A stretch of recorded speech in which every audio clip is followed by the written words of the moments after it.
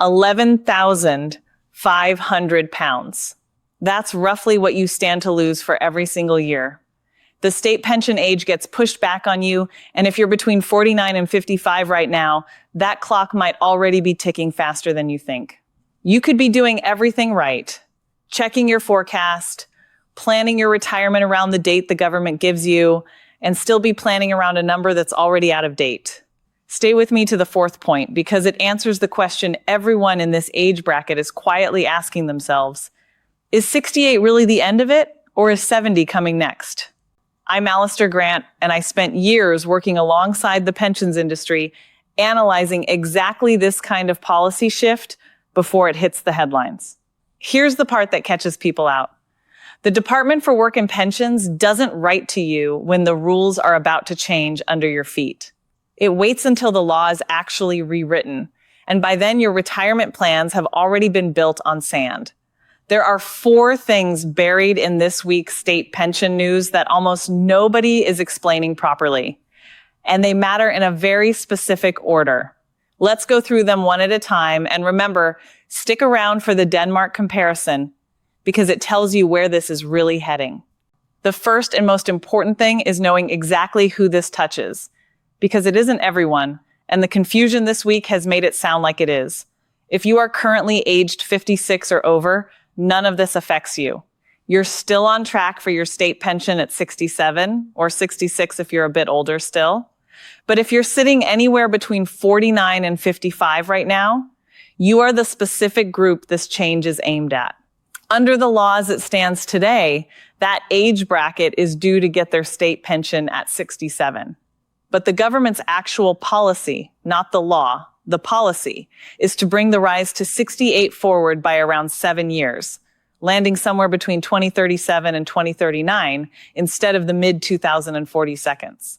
That's roughly 5 million people who could end up waiting an extra year for a pension that at today's rate pays out somewhere around 11,500 pounds annually. Delay it by a year, and that's a year's income simply gone, not deferred, gone. And if you're on the younger edge of that bracket, closer to 49, you could be looking at losing more than 1 year, depending on exactly how the new timetable gets phased in. But here's where it gets properly confusing. And this next part explains why you might be planning your entire retirement around a date that the government itself doesn't actually believe in anymore. There are 3 separate things going on that all sound like they should be the same, and they are not. The first is the law. The Pensions Act 2007 is what's actually on the statute books right now, and it says 68 doesn't kick in until 2044 to 2046. That is the only thing that is legally binding today. The second is government policy. And this is where it gets uncomfortable, because as far back as 2017, nearly a decade ago now, successive governments of different colors have all quietly kept the same policy on the table. Bring that 2044 date forward to 2037. Different prime ministers, different chancellors, same underlying plan, sitting there unchanged the whole time.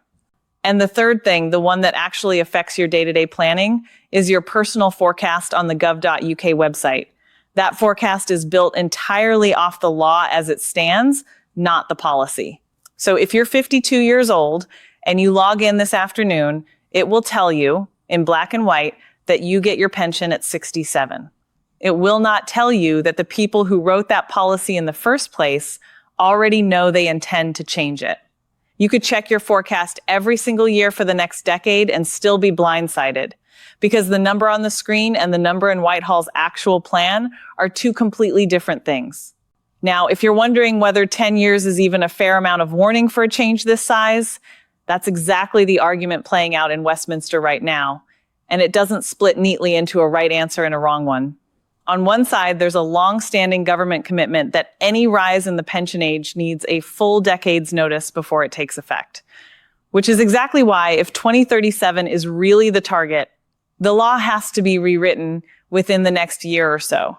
Not gradually, not eventually, within the next 12 months roughly. The Institute for Fiscal Studies has broadly backed the idea that a decade is enough runway for most people in their 40s and early 50s to adjust. Whether that means working a little longer or topping up savings elsewhere. But there's a much harder edge to this too. 10 years of notice only helps you if you're actually able to keep working for those extra years, and that assumption doesn't hold for everyone equally.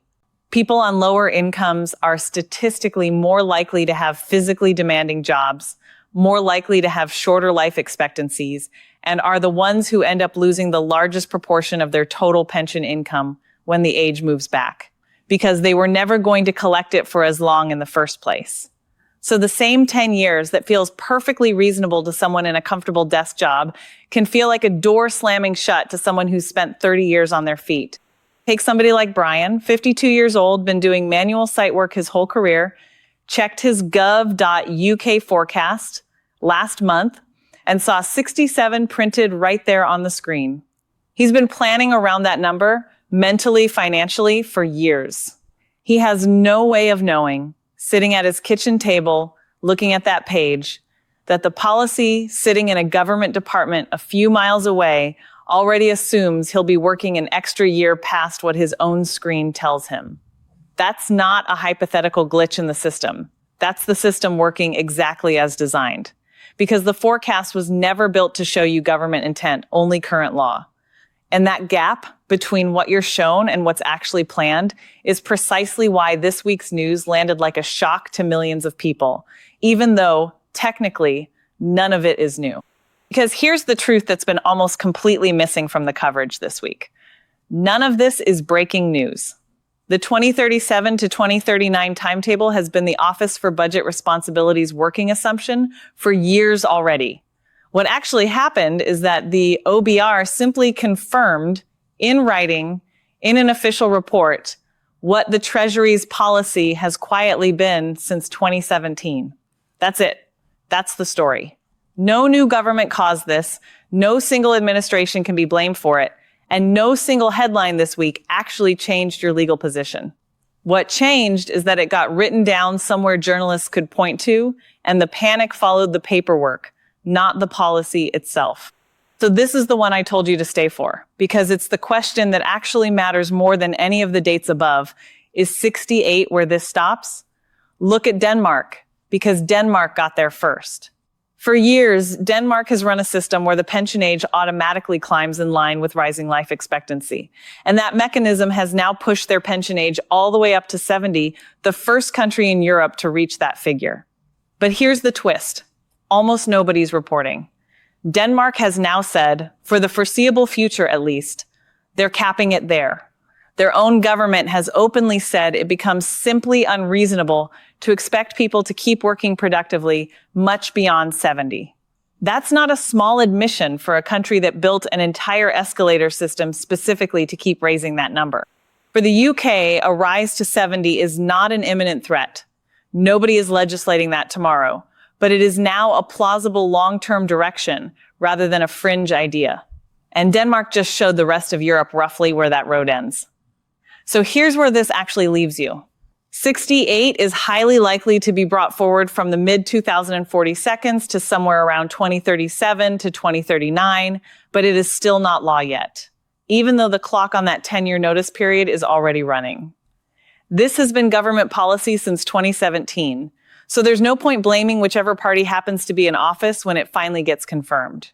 And whenever you check your own state pension forecast, remember, it's telling you what the law says today, not what the people who write the law are actually planning to do next. If you know someone sitting in that 49 to 55 age bracket, a sibling, a colleague, a partner, send them this today. Because their gov.uk forecast is almost certainly telling them something the government doesn't actually believe anymore. And if you'd rather hear about the next change before it becomes a headline instead of after, that's exactly why it's worth subscribing. Because the policy behind next year's news is usually sitting in a report somewhere already, quietly waiting to be noticed. The real question isn't whether the goalposts will move again. It's whether you'll be planning around where they are or where they're actually heading. I'm Alistair Grant, and I'll see you in the next one.